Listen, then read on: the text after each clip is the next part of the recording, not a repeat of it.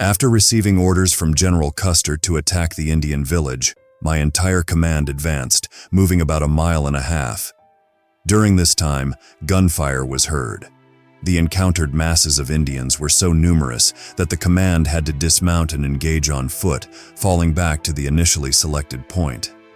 It was a crest of hills forming a depression where the pack mules and horses were corralled, and men positioned themselves on these crests, seeking shelter behind the sagebrush. This occurred around 5:30 in the evening, and as we took our positions, the Indians descended upon us in large numbers. The battle was sustained in this position throughout the night. Around 9 p.m., the Indians pulled back, and without delay, the command started constructing rifle pits using the limited tools at our disposal, mostly hunting knives, plates, canteens, a few axes, and 3 spades. We remained undisturbed until 2:30 in the morning on the 26th, when 2 sharp rifle shots initiated one of the most intense barrages I have ever seen, persisting until 9:30 a.m., when the intensity of the attack diminished. Meanwhile, they shot into the herd through the valley opening from a hill that was beyond the range of my carbines.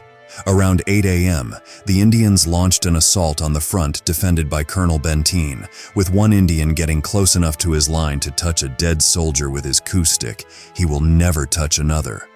The issue of obtaining water then became crucial for the wounded, and with the water situated at the front of Company H, approximately 600 yards away, a skirmish line was organized under the command of Colonel Benteen to protect the volunteers fetching water. Of these, 1 was killed and 6 were wounded. Water was secured, and though the Indians persistently lingered around us throughout the rest of the day, it was evident that they had been unsettled. I observed them creating a large fire in the valley, sending up immense clouds of dust and smoke. The fire seemed to be intentionally fueled by the Indians, and around 6 o'clock, we witnessed their column emerging from behind these clouds of smoke and dust onto the bluffs. They moved in a regular military order in the direction of the Bighorn Mountains, approximately 30 miles away. Initially, I thought it was Custer's return that had spurred the Indians. We couldn't fathom the dreadful fate that had befallen him and his command. The question was resolved the next morning when General Terry rode into camp, bringing the initial news of Custer's disaster. Colonel Benteen, along with his company, was promptly dispatched to the battlefield and confirmed Custer's total defeat, recognizing the bodies of the officers whose names had been disclosed and who had fallen with Custer. I was entrusted with the command of Companies M, A, and G, and was directed by General Custer to advance at a brisk pace, and later to charge, assured of support from the entire unit. Colonel Cook, the adjutant of the regiment, conveyed this order to me. I never had the chance to see Custer alive again, and these instructions were communicated to me by him. After Colonel Cook provided these directives, he accompanied me for some time, along with Captain Keogh, mentioning in his cheerful manner, "We are all going with the advance and Miles Keogh is coming too." My focus shifted to the ford, which I had to cross with the companies, and I never saw either of them alive again. After crossing the ford, I sent a message to Custer informing him that the Indians were in front and quite formidable. Despite this, I continued my charge down, assuming that he was following me. As I approached the village, I observed Indians moving from the hill behind my left flank. Realizing that no support was on its way, I dismounted and secured a position in a wooded area about 1/2 mile upstream from the village. I sheltered my horses, advanced for the attack, and reached within 200 yards of the village. The Indians then emerged in overwhelming numbers, making it clear that the survival of my command hinged on reaching a defensive position. I accomplished this by charging through the Indians to the bluffs, where I was later joined by the other companies led by Colonel Benteen and Captain McDougall.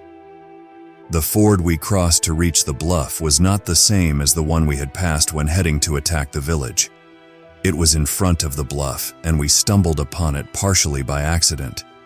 When I entered the battle, I had only 112 men and officers from the 7th with me, along with around 25 scouts. If I hadn't executed the charge towards the bluffs, my command would have undoubtedly faced annihilation, similar to Custer's fate. The major error from the start was underestimating the strength of the Indian forces. The most conservative estimate places the Indian strength at approximately 2,500, with some suggesting there were as many as 5,000 warriors present. The Indians are recognized as the finest light cavalry globally. Having observed nearly all of them, I don't exempt even the Cossacks. Captain Anson Mills concurred, labeling the Sioux and Cheyenne as the best cavalry soldiers on earth, after being defeated by Crazy Horse at the Battle of the Rosebud. In the heroic actions during the Custer Battle, the remarkable bravery of Lieutenant Cook stands out and deserves particular acknowledgement. He was the final officer to succumb and stayed on horseback until the end, following Custer's demise. The leadership of the remaining survivors fell to him, and he, along with his small group, launched numerous charges against the Indians. The Crow Scout, identified as Curly, the sole confirmed survivor, recounts that Sioux warriors repeatedly dispersed before the relentless assaults of Cook and his few men, who eventually succumbed, overwhelmed by an overwhelming number of foes. After the Battle of the Little Bighorn, Marcus A. Reno faced severe criticism for his alleged drunkenness, cowardice, and incompetence. Despite these accusations, Reno assumed command of the remaining 7th Cavalry, replacing George A. Custer. An official inquiry later absolved him of any wrongdoing during the battle. However, in March 1877, Reno faced allegations of improper advances towards another officer's wife, leading to a 2-year suspension without pay. In 1880, he was accused of assaulting a junior officer and being intoxicated on duty, resulting in a guilty verdict and dismissal from the Army on April 1, 1880. Despite his efforts to clear his name, Reno passed away from cancer in Washington, D.C. on March 30, 1889.